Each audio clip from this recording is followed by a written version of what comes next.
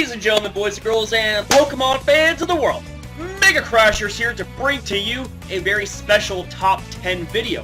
And this Top 10 video is going to be featuring tidbits of Pokemon trivia, and I'm going to be going in the order of the Pokemon and in the generations. Now, I have skimmed through most of the Pokemon of first generation, and there have been some Pokemon that I've looked through that just, their trivia didn't really appeal to me. So, if you happen to see a Pokemon that isn't included in this list, I want to apologize. I don't have anything against that Pokemon, just the fact that their trivia, to me, didn't really seem as interesting enough to put it in the video, but feel free to disagree.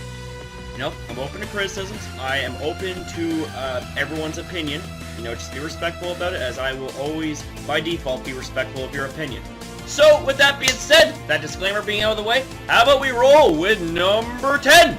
So coming in at number 10 is not so much going to revolve around Venusaur itself, but its Mega Evolution, Mega Venusaur. Mega Venusaur has the highest base stat total of all Poison-type Pokemon at a whopping 625. That is amazing. And speaking of stats, it also holds the highest physical defense stat of all Poison-type Pokemon at base 123. That means it beats out even Weezing, which is one of the bulkiest Poison-type Pokemon there is. So that right there is a testament as to why it is not only one of the best Poison-type Pokemon there is, one of the best Grass-type Pokemon there is, but also one of the best damn overall Pokemon to use in battle. It has rarely let me down in battle. It is so damn awesome. So that's Venusaur slash Mega Venusaur at number 10. How about we move on to number 9? So coming in at number 9 is going to be revolving around Charizard. Charizard is one of only 2 Pokemon that has access to more than one Mega Evolutions, the other being Mewtwo. Why Game Freak decided to give a overpowered legendary like Mewtwo access to not just 1 but 2 Mega Evolutions is beyond me. And speaking of Mega Evolutions for Charizard, Charizard's Mega Evolutions have the highest base stat total of all non-legendary Fire-type Pokemon at base 634. That is insane. That is very, very insane. And speaking of insane, Mega Charizard Y has the highest special attack of all Fire-type Pokemon, as well as all non-legendary Flying-type Pokemon at base 159. And coupled with the fact that it gets Drought, means that its base 159 power coming into the form of Fire Blast, boosted by Stab, boosted by Drought, it's gonna hurt like a bitch. You want to talk about third-degree burns? Well, you're not gonna live to tell the tale after taking a Fire Blast from Mega Charizard Y.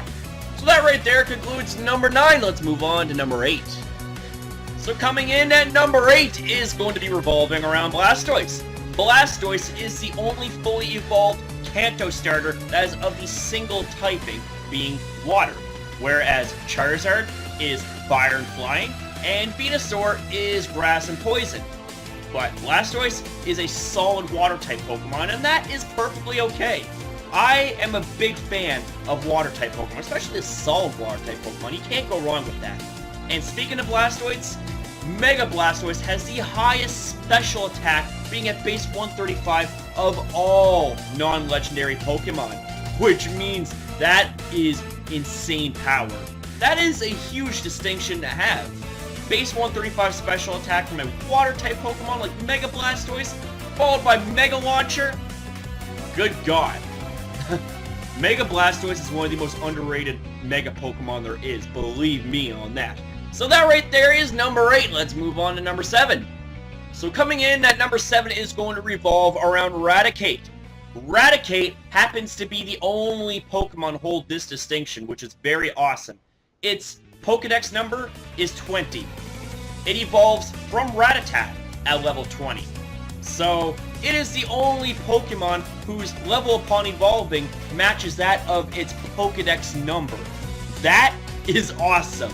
And that is why Radek is secured on this list at number 7. And even though it's short, sweet, to the point, it's still a pretty damn cool thing to have, and I thought I would include it. I just could not skip that little tidbit of information there. So So let's move on to number 6. So coming in at number 6 is going to revolve around Arbok. Now, you guys remember the most infamous Pokemon Trainer's Choice part of the Pokemon episodes. This episode in particular, Fan with the Plan, Arbok was erroneously claimed to evolve into Seviper. Yeah, last I checked, they're two completely different Pokemon. Yeah, they're snake Pokemon, but they have no relations with each other than the fact that they're both poison types and both snake type Pokemon. So yeah.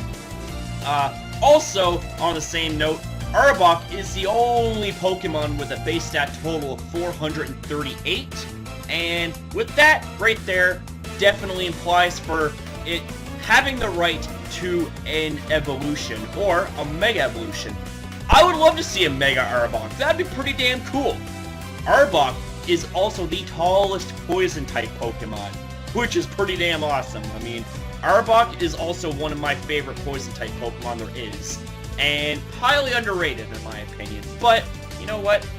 That's just my opinion. So, let's move on to number 5. So, coming in at number 5 is going to revolve around the mascot of Pokemon itself, Pikachu. Now, you're probably thinking, this Pokemon is going to have a ton of trivia to back it up. And that's true, but I didn't want to pick out the most obvious bits of trivia, like it's the most famous Pokemon, it's this, it's that, but this bit of trivia right here is very, very interesting. In Pokemon Yellow, X, Y, Omega Ruby, and Alpha Sapphire, Pikachu actually uses its own cry from the anime as voiced by its respectable voice actor, and that's the only Pokemon that shares that distinction. Every other Pokemon has their in-game cries, whereas Pikachu, on the other hand, is the only Pokemon that actually has its anime voice as its cry. So that is actually pretty damn awesome, and also pretty damn unique. And also, Pikachu is the only Pokemon that has access to the most events out of every Pokemon there is. So that right there is another reason why Pikachu is a very special Pokemon and why it makes this list. So let's move on. Number 4. So coming in at number 4 is actually going to be sort of like a 2-for-1 deal in this spot. It involves two Pokemon, that being Neidoqueen and Nidoking. So let's get into it. Firstly, Nidoqueen and Nidoking are the only two Pokemon to have the unique type combination of Poison and Ground. I'm telling you, that's one of the best damn typings there is, and Game Freak needs to get on making more Poison Ground type Pokemon. Secondly, although Nidoqueen cannot breed, Nidoking for whatever reason can, but it should also be noted that in the Pokemon movie where it features Mewtwo, and in the movie Mewtwo Returns, there have been depictions of a cloned Nidoqueen being able to breed, and it didn't breed out female Nidoran. No, it actually bred a legitimate baby Nidoqueen. And I'm just thinking, how the hell is that possible? I mean, if it happened in the anime, shouldn't it be able to be an in-game function? I mean, I don't know. I mean, it's weird, but, you know, it is what it is. So, that right there sums up Nidoqueen and Nidoking at number 4. Let's move on to number 3. So coming in at number 3 is going to revolve around Parasect. Now, Parasect is the only Pokemon, aside from Paras, in-game to have more than a 4 times weakness, that being to fire. Firstly, because of the fact that it's bug and grass, which means that it already has a 4 times weakness to fire. Given the fact that it gets the ability Dry Skin, which makes it take more damage from fire-type attacks, it now has a times 5 weakness to fire-type moves. That is absurd. That means if it goes anywhere near an Ember, it will die. And also on the note of absurd weaknesses, back in the first generation when Poison-type moves used to be super effective against Bug-type moves, it actually had a 4 times weakness, considering it's also part grass, to Poison-type moves. And that means that this made it the only Pokemon to have 3 4 times weaknesses, that being to the obvious Fire and Flying, and back in first generation, Poison. Yeah, you want to talk about absurdly weak, well, there you go. 3-4 times weaknesses. God damn, that is ridiculous. Let's move on to number 2 for something equally as absurd. So coming in at number 2 is going to be revolving around Dugtrio. Dugtrio and its pre-evolution can, for whatever reason, learn the moves Scratch, Slash, Shadow Claw, and Home Claws, and also back in Fire Red and Leaf Green, it was able to learn Fury Swipes. Can somebody please explain to me how a Pokemon with no visible hands is able to learn moves that involve claws, and obviously claws are from hands? Can somebody explain to me that logic? I don't understand it! Game Freak, I know you have the answers! Is this something that you guys are hiding from us? Is it really a big powerlifting triple-headed mole under the ground? Or does it have some sort of psychic powers where it can summon hands and scratch the shit out of their opponents? I don't understand it! But yes, anyways, that right there is a little bit of tidbit of trivia for Dugtrio at number 2. So let's move on to number 1, and how fitting that this Pokemon is number 1. Let's go. So coming in at number 1, what a way to end this video. It is going to be revolving around Arcanine. Now, Arcanine, although it is not a legendary Pokemon, it has been seen in a couple of the first generation episodes of Pokemon to it being depicted as a legendary Pokemon because of the fact that it is been in an engraving along with the legendary bird Pokemon known as Articuno, Zapdos, and Moltres. Now, they were originally going to make Arcanine a legendary Pokemon, but they scrapped that idea and decided to make the legendary bird trio legendary Pokemon instead, and make Arcanine the species legendary, but not quite a legendary Pokemon. Plus, I don't think it would really make any sense for a legendary Pokemon to have a pre-evolution, although that'd be a pretty unique trait to have, to being the only Pokemon to be able to have a prior evolution for, say, Growlithe, for example, to evolve into a legitimate legendary Pokemon like Arcanine.